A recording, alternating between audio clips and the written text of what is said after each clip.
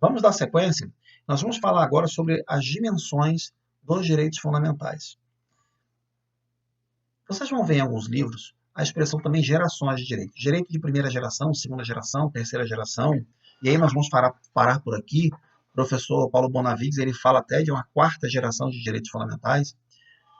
Mas por que a expressão geração ou dimensões? A expressão original, que os autores usavam, se você pegar lá o livro do Norberto Bobbio, A Era dos Direitos, ele vai falar em geração de direitos. Só que a expressão geração dá a entender que há uma sucessão. Então, primeiro eu tenho os direitos de primeira geração, que são aqueles direitos que, quando surgiram os direitos fundamentais no século XVIII, tá? São aqueles direitos que criam uma esfera de liberdade para os indivíduos contra uma atuação estatal, direito à vida, liberdade, propriedade, tá? Direito de não ser tributado além da capacidade contributiva. São direitos que impõem uma proibição ao Estado, certo? E aí nós vamos falar desses direitos daqui a pouquinho. Aí nós temos os direitos de segunda geração ou dimensão, que surgiram depois. Surgiram como? Surgiram com o desenvolvimento da indústria, principalmente após a Revolução Industrial, que a sociedade se modificou. Por isso que se fala Revolução Industrial. A sociedade se modificou muito. Houve o êxodo rural, surgiram subúrbios nas cidades, e aí os bolsões de pobreza, aí a marginalização aumentou, e aí houve, na verdade, essas demandas. Essas demandas surgiram para que o Estado pudesse atuar de uma forma mais incisiva. Por exemplo, a gente fala aí de direitos à saúde, direito à educação. Então, esses direitos, eles exigem uma contraprestação do Estado. Mas olha só, a partir do momento que surgiram esses direitos de saúde e educação, nós deixamos de ter direito à vida, à liberdade, à propriedade? Não. Então, por isso que a expressão geração de direitos, ela é um tanto quanto inadequada. Por quê? Dá a entender de que depois que surgiu o direito de segunda geração, os direitos de primeira geração ficaram para trás.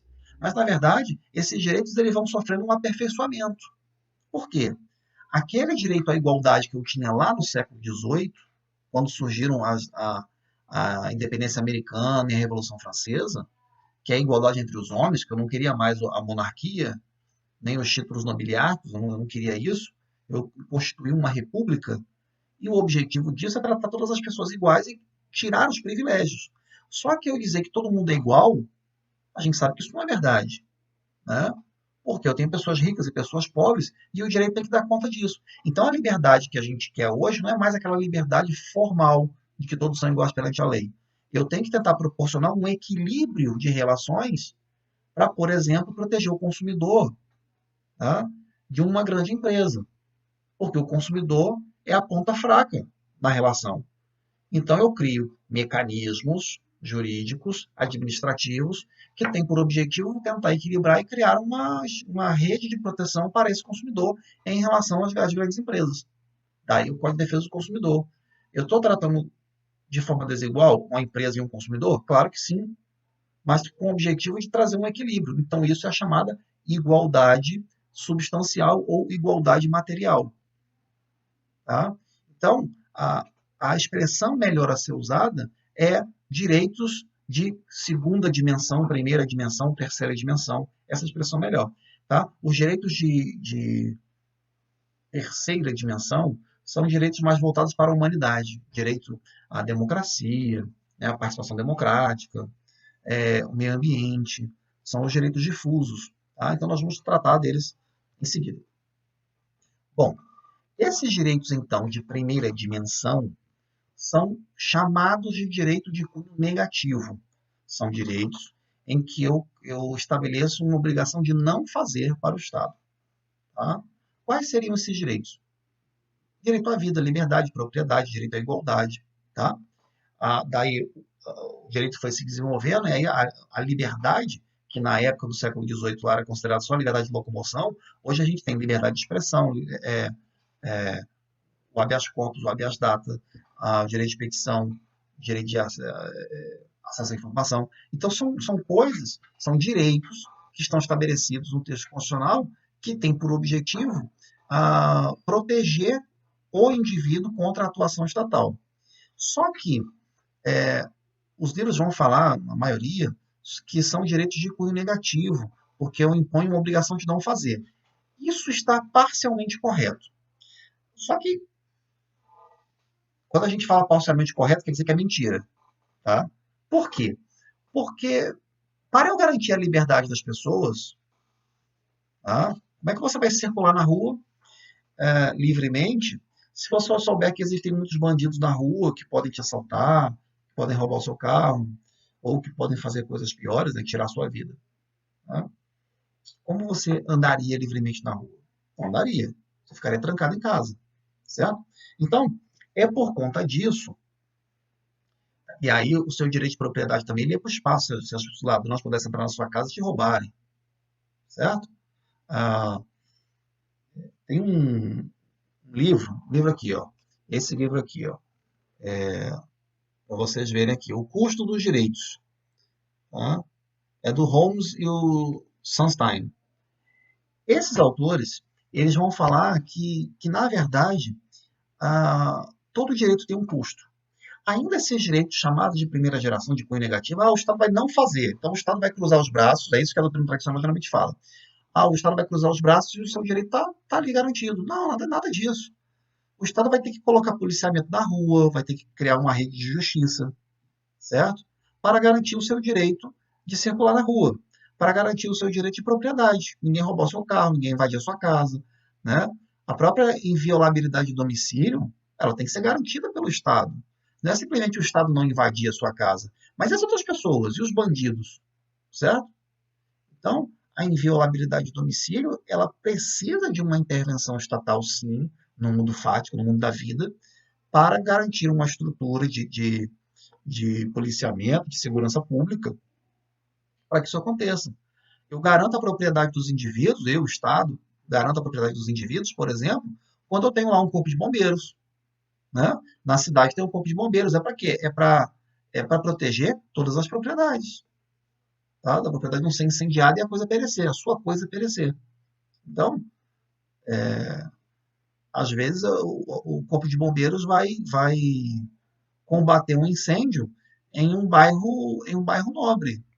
Mas, na verdade, toda a sociedade, a partir do pagamento dos impostos, custeou aquela atividade para proteger aqueles poucos indivíduos que foram atendidos, mas um objetivo maior, garantir a segurança das pessoas.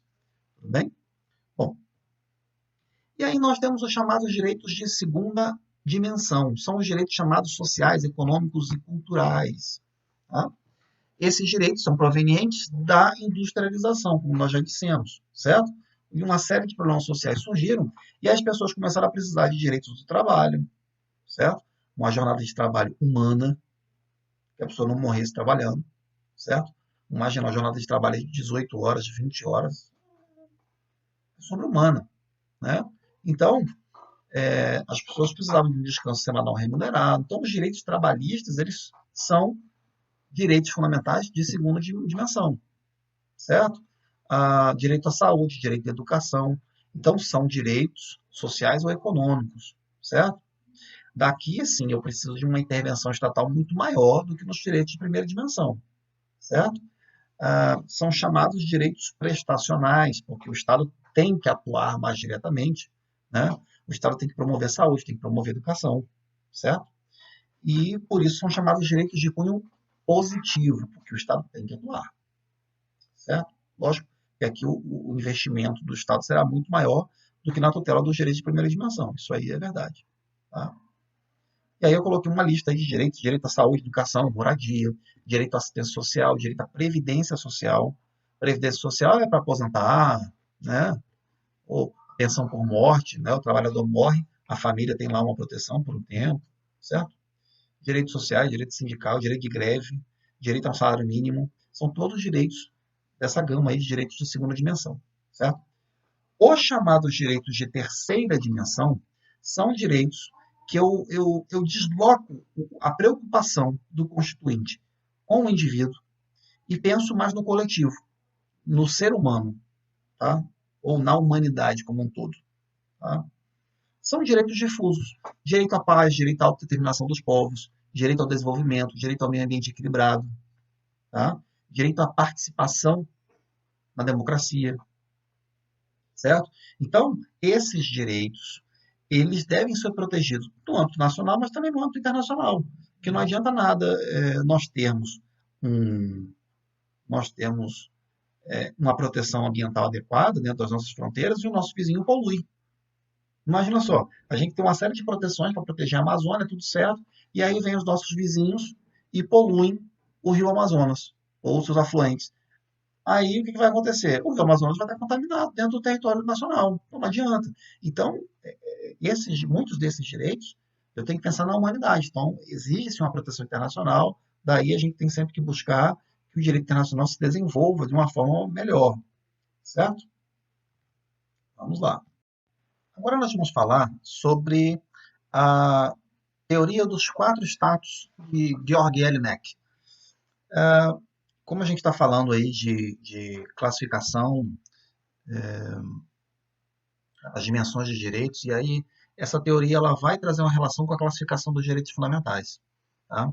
Então, Georg Jelinek ele explica, ele fala que o status que ele se refere é a relação existente entre o indivíduo, o cidadão, e o Estado. Então, essa relação ele vai chamar de status. Então, o primeiro status que ele enumera é o chamado status passivo. Esse status passivo significa que o indivíduo ele está sujeito às determinações estatais. E, por conta disso, são impostos obrigações, deveres aos particulares, aos indivíduos. Nós temos aí o dever de pagar impostos, a obrigação de pagar impostos, né? É um dever o dever de cumprimento das leis, certo? O outro status que aparece é o status negativo. Isso significa criar uma esfera de liberdade ao indivíduo. Pelo status negativo, o, o indivíduo ele passa a ter direito a um espaço de liberdade em que o Estado não pode violar, não pode interferir. Tá? É uma esfera de não sujeição. Tá? Pelo status negativo, o Estado ele não pode interferir na vida privada do indivíduo, certo? Isso tem relação lá com aqueles direitos de primeira dimensão. Bom, nós temos também o status positivo. Por meio do status positivo, não basta que o Estado cruze os braços e não faça absolutamente nada. Tá? Pelo status positivo, o indivíduo ele pode exigir que o Estado assuma determinada postura, implemente determinado direito. Tá? Por exemplo, os direitos de segunda dimensão, que são os direitos sociais, eles têm essa característica, eles estão dentro desse status positivo. Exige-se uma prestação do Estado para que esse direito se efetive, tá? Para que esse status seja respeitado. E o último status que aparece na ideia de Jelinek é o status ativo. Esse status ativo significa que o indivíduo, o cidadão, ele vai poder atuar dentro do Estado, vai poder participar da formação da tomada de decisões, vai participar da vontade política estatal. Por exemplo, os direitos políticos eles se inserem aí, o direito de votar, por exemplo, o direito à participação política, estão dentro desse contexto aí do que o Jelinek chama de status positivo. Tá? Então, essa é a ideia da teoria dos quatro estados. Tá bom? Um forte abraço.